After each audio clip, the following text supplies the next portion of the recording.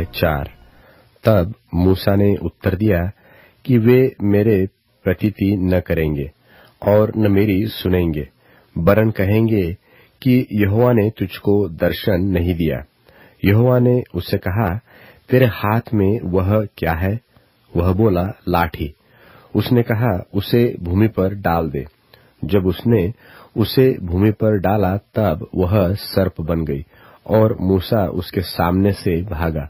तब यहोवा ने मूसा से कहा, हाथ बढ़ाकर उसकी पूंछ पकड़ ले कि वे लोग प्रतीति करें कि तुम्हारे पितरों के परमेश्वर अर्थात इब्राहिम के परमेश्वर, इसहाक के परमेश्वर और याकूब के परमेश्वर यहोवा ने तुझको दर्शन दिया है।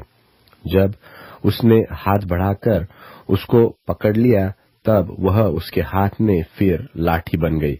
फिर यहोवा ने उससे यह भी कहा कि अपना हाथ छाती पर रखकर ढाप। सो उसने अपना हाथ छाती पर रखकर ढाप लिया। फिर जब उसने उसे निकाला तब क्या देखा कि उसका हाथ कोढ़ के कारण हिम के समान श्वेत हो गया है। तब उसने कहा, अपना हाथ छाती पर फिर रखकर ढाप। और उसने अपना हाथ छाती पर रखकर ढाप लिया। और जब उसने उसको छाती पर से निकाला तब क्या देखता है कि वह फिर सारी देह के समान हो गया है। तब यहोवा ने कहा, यदि वे तेरी बात की प्रतीति न करे और पहले चिन्ह को न माने तो दूसरे चिन्ह की प्रतीति करेंगे। सो यदि वे इन दोनों चिन्हों की प्रतीति न करे और तेरी बात को न माने, तब तू नील नदी से कुछ जल लेकर सूखी भूमि पर डालना, और जो जल तू नदी से निकालेगा वह सूखी भूमि पर लोहू बन जाएगा।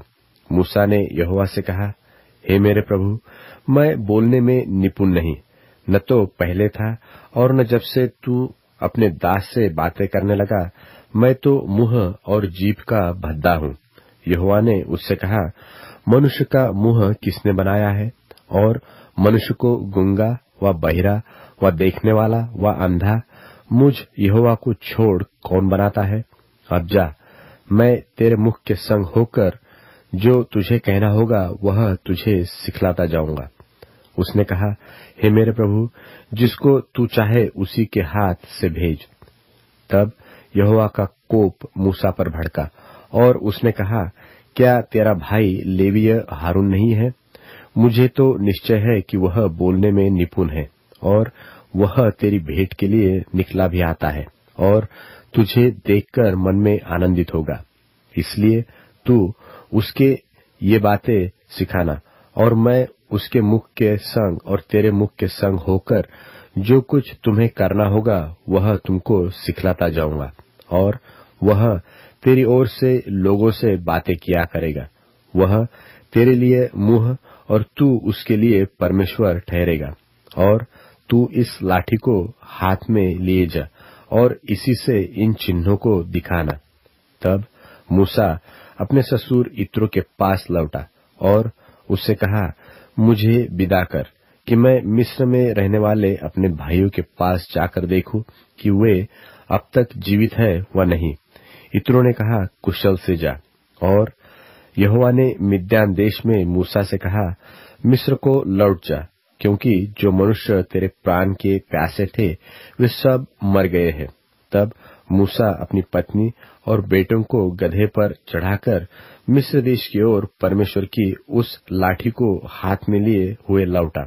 और यहोवा ने मूसा से कहा, जब तू मिस्र में पहुंचे तब सावधान हो और जो चमत्कार मैंने तेरे वश में किए हैं उन सबों को फिरौन को दिखलाना, परंतु मैं उसके मन को हठीला करूंगा और वह मेरी प्रजा को जाने न देगा।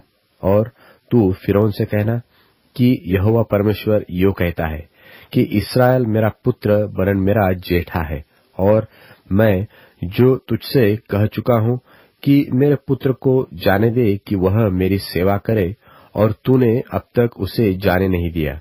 इस कारण मैं अब तेरे पुत्र वरन तेरे जेठे को घात करूंगा। और ऐसा हुआ कि मार्ग पर सराय में यहोवा ने मूसा से भेंट करके उसे मार डालना चाहा।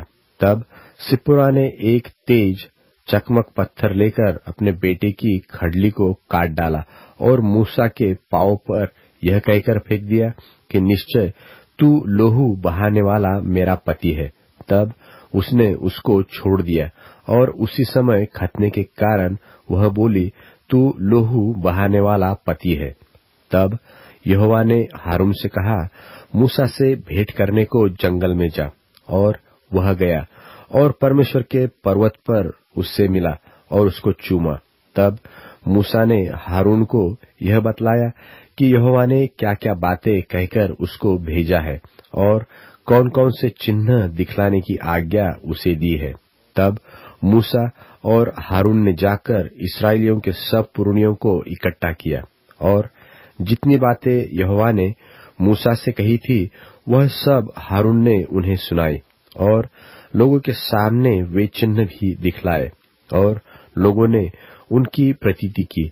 और यह सुनकर कि यहोवा ने इस्राएलियों की सुधि ली और उनके दुखों पर दृष्टि की है, उन्होंने सिर झुकाकर दंडवत की